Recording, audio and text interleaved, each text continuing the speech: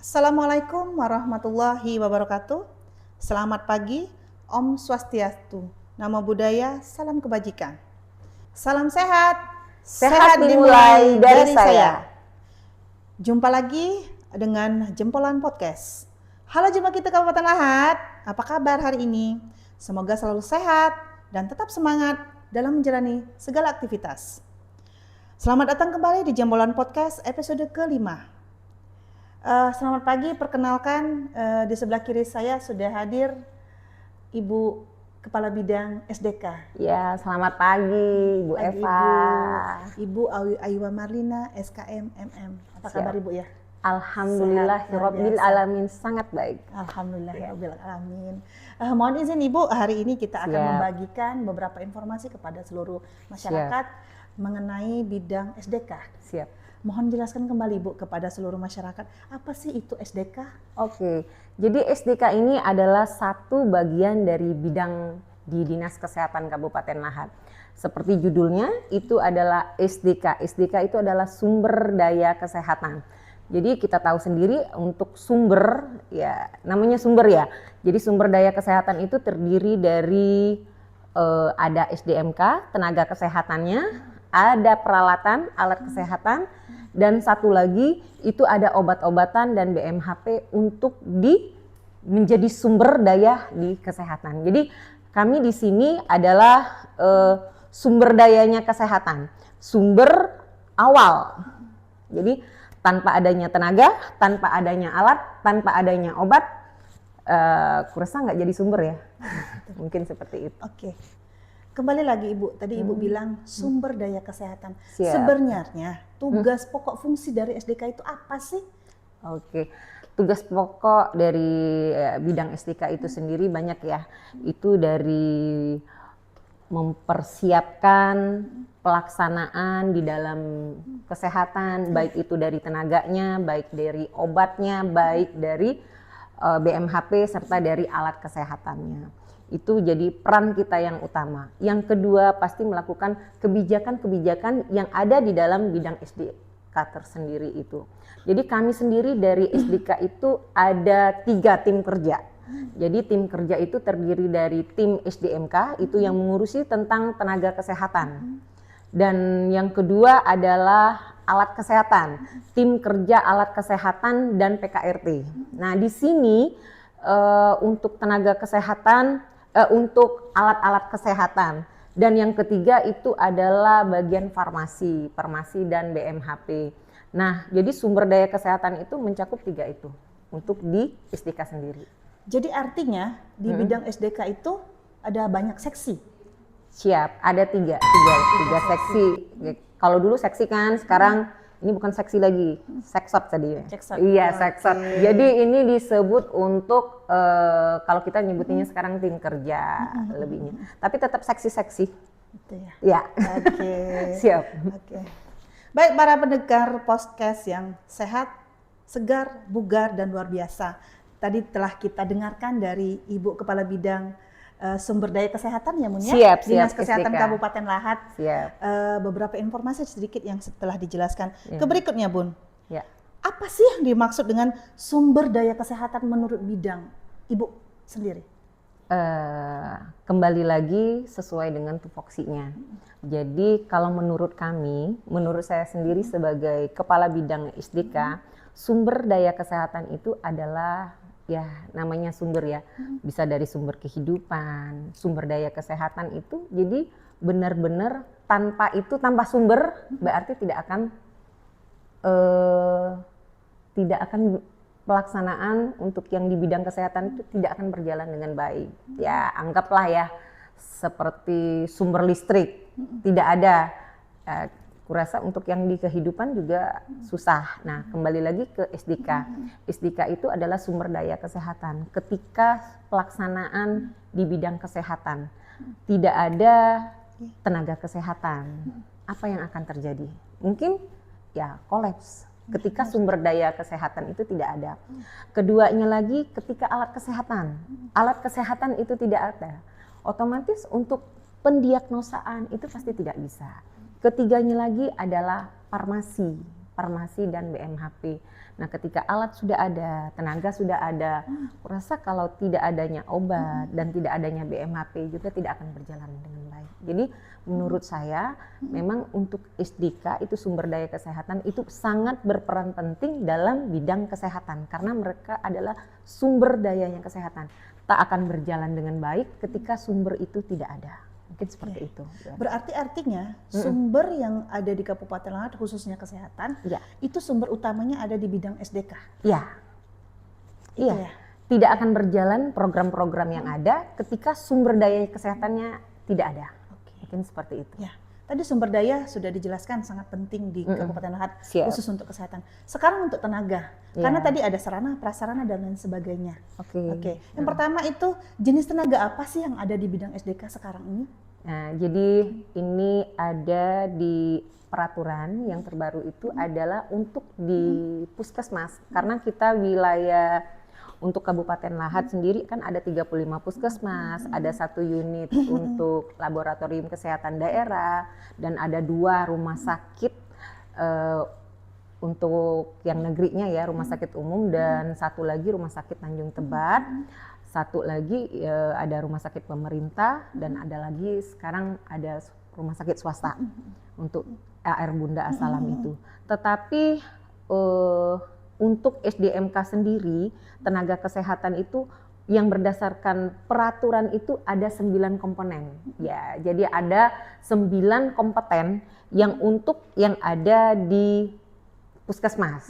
Nah, jadi 9 tenaga yang harus ada dan ini adalah menjadi standar, yaitu dokter gigi, terus lagi bidan, perawat, apoteker, pranata laboratorium itu analis, terus lagi untuk yang promkes, kesling, dan 1 lagi tenaga gizi.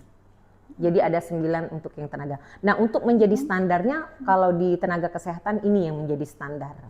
Tetapi kalau untuk yang di rumah sakit itu yang menjadi standarnya yang di awal itu kayak di tipe D itu ada 4 dokter opsin ya, dokter yang menjadi dokter spesialisnya yang ada 4, yang penyakit dalam, terus dokter anak, dokter opsin, dan menjadi 1 lagi tuh dokter selain tenaga-tenaga yang pasti tadi ya tetap. Oke, berarti artinya seluruh tenaga kesehatan yang ada di Kabupaten Lahat itu pengelolaan sama seperti sarana prasarana ada semua yang dikelola oleh SDK. Dan itu juga dimasukkan di dalam aplikasi Rainboot tadi. Kembali ke aplikasi Rainboot itu dikelola oleh SDK sendiri ya Bunda ya? Jadi aplikasi Rainboot itu sendiri kalau untuk urusan, jadi kita sekarang kan untuk digitalisasi itu ada berbagai macam, tiap tim kerja itu pasti ada aplikasinya. Jadi untuk di SDMK sendiri tenaga kesehatan itu ada aplikasi Rainboot. Nah, untuk aplikasi Rainboot ini seluruh unit pelayanan kayak di puskesmas, rumah sakit, mereka punya username dan password tersendiri. Tetapi untuk verifikasi di sini untuk yang kabupaten ada juga di Dinas Kesehatan sebagai tim verifikasi. Tapi bukan hanya Dinas Kesehatan, ini juga menyangkut dari bidang Ortala itu bagian Ortala di Pemda BKP SDM itu masuk juga. Jadi bukan hanya di Dinas Kesehatan. Itu nanti akan diverifikasi oleh provinsi, dilanjutkan dengan langsung ke Kementerian Kesehatan. Oke, luar biasa mungkin SDK seperti itu ya. Iya. Luar biasa. Ya. Kalau kita pelajari secara dalam, ternyata semuanya memang sangat berperan ya. Ya, betul. Begitu. Kembali lagi Bun, tadi ada siap. pemenuhan sumber daya tenaga kesehatan melalui SDK, melalui Rainboot dan lain sebagainya, berkomunikasi dengan Ortala. Kembali di Kabupaten Lahat itu apakah ada wilayah terpencil? Kabupaten Lahat kita tahu ya geografi, demografinya sudah makanya kita disebut Kabupaten Lahat ya, bukan kota ya. Jadi dengan jumlah penduduk yang 430.000 lebih dengan 24 kecamatan, 360 desa, 17 kelurahan itu dengan demografi yang sangat banyak. Sedangkan kita sendiri ada 6 kecamatan nih yang katanya tapi di tengah-tengahnya pagar alam. Jadi dengan demografi yang seperti ini alhamdulillah dengan 35 puskesmas insya Allah bisa Dan untuk tenaga-tenaganya juga sudah tersebar dengan baik sesuai dengan standar. Hanya saja memang ada beberapa tenaga kesehatan yang masih belum terpenuhi dengan baik. Nah, mungkin di sini next ke depannya ini kayaknya kurang peminat kita nih ya. Untuk dokter gigi itu masih sangat minim. Untuk dokter gigi masih sangat minim. Next lah, nanti setelah melihat podcast Jempolan ini insya Allah mungkin ada dokter-dokter gigi yang mau ke Kabupaten Lahat ya supaya terpenuhi ya komponen-komponen kita yang untuk 9 kompeten tadi. Seperti itu. Oke, itu untuk tenaga yang kompeten. Terus kembali ke sarana prasarana. Siap. Ini Bunia, kita alat kesehatan ya. Alat kesehatan ya. Kita kembali ke obat ya. Siap. Nah, kembali ke obat. Menurut Ibu Kabid ya, Kepala Bidang, apa sih pentingnya pengelolaan obat khususnya Alkes yang ada di SDK untuk pemenuhan unit instansi kesehatan yang ada di Kabupaten Lahat? Ya, kembali lagi untuk di kita kembali sumber daya kesehatan itu tadi terbagi 3, tenaga kesehatan, alat kesehatan dan obat-obatan. Ma uji jemu ma ini lagi ya. Kalau jemelahat tuh kalau nak berubat, aman di ubat aseku. Di dehadu. Udem tuh aman kita pergi ke puskesmas, di dinju ubat aseku belum berobat. Jadi apapun artinya itu berarti memang untuk sumber daya obat yang farmasi ini yang benar-benar dibutuhin. Sampai di puskesmas dia berobat, kita ngomong saja aseku nindak dia. Masih kebalik-balik nak ini tadi, obat tadi. Disinilah perannya di SDK. Itu ada di tim kerjanya farmasi, bukan hanya obat, tetapi itu juga ada BMHP-nya. Seperti untuk pemeriksaan-pemeriksaan, otomatis jangan ada alatnya saja, tapi BMHP-nya seperti itu tidak ada. Berarti artinya alat kesehatan sudah terpenuhi dan pengelolaan ada di SDK. Siap. Sarana prasarana lain, sumber daya manusia juga. Iya. Obat dan alat lainnya juga berarti luar biasa. Dengan adanya tantangan yang sudah diceritakan oleh Ibu dari awal sampai terakhir tadi. Apa sih tantangannya? Tantangan di kami seperti itu ya. Jadi ada impossible ya. Dalam setiap kegiatan, dalam setiap program itu pasti ada tantangan. Begitupun dengan bidang SDK. Jadi dari 3 item ini yang saya katakan tadi. Jadi untuk yang tenaga kesehatan tidak semua komponen itu terpenuhi. Kayak dokter gigi itu baru di Kabupaten Lahat ini ada 7. Sedangkan untuk yang untuk tenaganya sendiri itu belum terpenuhi. Tapi untuk alatnya kan kita sudah punya. Betul. Tetapi kalau untuk yang tenaga yang lain-lain, dokter juga walaupun sudah ada dokternya, tapi belum terpenuhi berdasarkan standar. Seperti itu. Karena kita melihat standarnya itu dari mana, bukan hanya dari 35 puskesmas, kita harus punya 35 puskesmas ya. Tetapi kita ketika 35 puskesmas itu kan berdasarkan standar jumlah penduduk yang ada, jumlah kunjungan pasiennya ada berapa. Nah, di situ ada 141 yang kita butuhkan untuk dokter. Nah, sekarang ada 71, berarti ada 70 lagi untuk yang kekurangan. Nah, begitu juga dengan untuk yang komponen-komponen yang lainnya, tapi tidak menafik. Maksudnya tadi untuk yang bagian tenaga administrasi itu sangat dibutuhkan juga, teknis yang lainnya juga dibutuhkan untuk di Fasyankes kita, bukan hanya untuk di tenaga kesehatan. Hanya saja di sini sumber daya kesehatan, karena sumber daya kesehatan ya yang kita urusi itu adalah SDMK-nya, tenaga kesehatannya, mungkin seperti itu. Dan untuk yang alat-alat itu apalagi sih yang menjadi kendala kami ya, itu alat kesehatan itu kayak di puskesmas non rawat inap itu ada 48 item peralatan yang berdasarkan standar dari Kemenkes. Nah, di puskesmas itu sekarang masih banyak peralatan-peralatan yang tidak memenuhi standar. Itu non rawat inap. Tapi kalau di yang rawat inap itu ada 54 standar alat yang harus dipenuhi di setiap puskesmas itu masih banyak yang ngemin. Tapi alhamdulillah dari Kemenkes sekarang ada aplikasi Sofi. Tapi bukan Sofi yang seperti kita ini, bukan. Ya. Tapi dia ada aplikasi Sofi memang yang dari Kemenkes, dan ini nanti diverifikasi, di review juga dari Bapeda, itu di review dari inspektorat, dan memang benar-benar dipenuhin, kita mengajukannya ke Kementerian Kesehatan. Nah, satu lagi itu yang untuk obat. Obat itu kalau berdasarkan RKO-nya itu ada standarnya, ada 558 macam obat. Banyak sekali ya. Luar biasa. Ya, belum lagi untuk yang program-program lainnya. Itu yang obat yang harus ada. Jadi dengan efisiensi yang seperti ini, terus mungkin rada-rada agak susah, tapi alhamdulillah untuk Kabupaten Lahat, Bapak Bursa sama Ibu Widya kemarin sudah sangat baik. Kita di kemarin pengajuan Renja, alhamdulillah untuk obat, vaksin, dan untuk yang BMH tidak ada pemotongan. Alhamdulillah. Terima kasih Bapak Bupati, Bu Wabub. Itu untuk di Kabupaten Lahat, Dinas Kesehatannya sudah sangat baik, karena untuk pengadaan obat dan BMHP-nya itu tidak dikurangi sama sekali. Insya Allah ya, terima kasih.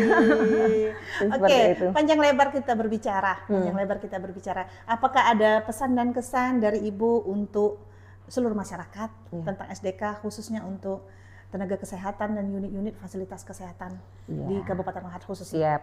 Jadi di SDK sendiri itu selain obat-obatan, alat kesehatan, ada juga yang mengaplikasikannya dengan masyarakat tenaga kesehatan khususnya. Itu kan ada rekomendasi dalam pembuatan SIP, surat izin praktek. Jadi setiap tenaga kesehatan itu harus mempunyai SIP, dan itu untuk UKOM juga uji kompetensinya ada juga di bidang SDK seperti itu. Banyak sih. Kami di sini SDK itu mempunyai jargon ya, jargonnya pasti keren ya, seperti itu. Jadi pasti keren itu yaitu kita buat pendengar mau mendengar ya. Ya, pasti kerennya ya. Hari ini podcast mau mendengar apa sih jargon dari SDK pada SDK hari itu ini? pasti keren. Gitu, gimana, berperan ya seperti ini, Bu. Ya, berperan berprestasi, kreatif dan kompeten. Oke. Itu jargon kami dari SDK. Pasti keren ya. Apa tuh? Udah hafal belum, Bu Eva? Insya Allah hafal ya? Insya Allah hafal. Baik, terima kasih kepada Bapak Ibu, para pendengar sekalian, informasi yang sangat bermanfaat dari bidang SDK ya Ibu ya. Siap, terima kasih. Bersama kami ini hari ini juga ada kepala bidang yang luar biasa. Terima kasih yang Bu pintar, Eva. Wah, Masya Allah, terima kasih. Semangat tiada tara untuk mengembangkan SDK di Kabupaten Lahat, karena telah banyak informasi yang disampaikan dari awal sampai ke akhir pada hari ini. Terima kasih juga Bu Eva untuk hari Ibu. ini. Sama-sama. Pokoknya sehat selalu, sukses selalu dalam mengelola SDK di Kabupaten Lahat. Siap, terima melayani kasih seluruh fasilitas kesehatan yang ada. Siap, terima kasih banyak. Baik para pendengar sekalian, bagi Sobat Podcast, telah kita bahas beberapa informasi dari Dinas Kesehatan, bidang SDK. Jangan lupa minggu depan ya, saksikan kembali podcast kita akan hadir dengan topik yang berbeda dan yang lebih menarik lagi. Saya Eva Agustina, pamit undur diri. Sampai jumpa di episode podcast berikutnya yang lebih menarik lagi. Jempolan Podcast Gaspar.